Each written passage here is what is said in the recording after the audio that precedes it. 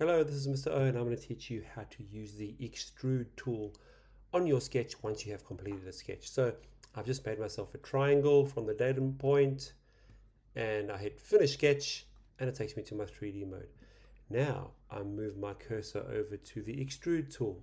I've only actually created this one, but I'm going to highlight it anyway, this shape, and I'm going to hit Extrude.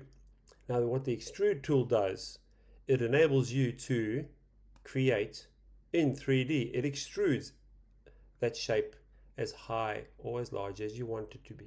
So I've just created a rectangle and I want it to be 25 millimeters deep. There we go. I've just created an extrude tool. Well, I've just used the extrude tool. Now the extrude can also be used in a number of different ways.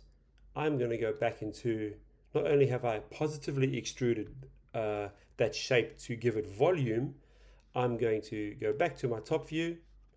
I want to create another little triangle randomly over here.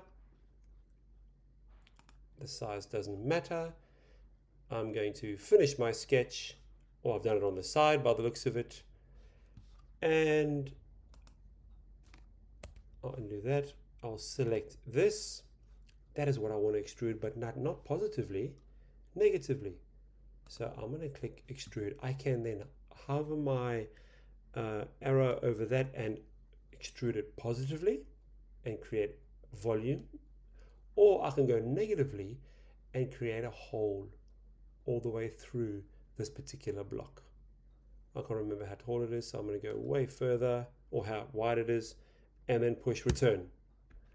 And you'll see now I have just created a hole through this block. So a positive obviously creates volume, and negative, it goes the opposite direction and creates a hole.